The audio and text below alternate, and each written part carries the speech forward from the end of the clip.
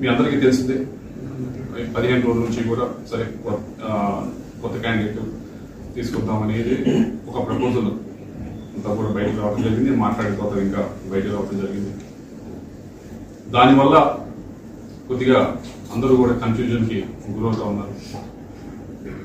ఇది ఇందాక చెప్పినట్లు నేను కోరుకుంది కాదు, నేను చేసింది కాదు.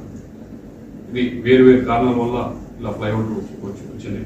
దాన్ని ప్రయత్నిస్తూ నేను ఏదైతే ఇప్పుడు పార్టీలో ఉన్నానో పార్టీ సభ్యత్వానికి వైఎస్ఆర్ కాంగ్రెస్ పార్టీ సభ్యత్వానికి రాజీనామా చేస్తూ అలాగే పార్లమెంట్ సభ్యత్వానికి కూడా నేను రాజీనామా చేస్తా ఉన్నాను ఇమీడియట్ గా.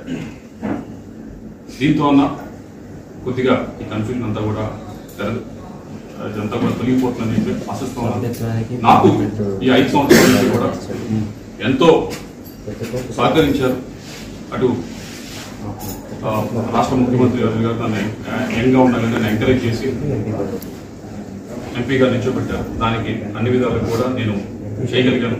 అభివృద్ధి కార్యక్రమాలన్నీ కూడా చేయగలిగాను. అలాగే పార్టీ పరిస్థితి కూడా పార్టీ పరువును కూడా అన్ని విధాలుగా కూడా పైన నిల్చోబెట్టగలిగాను.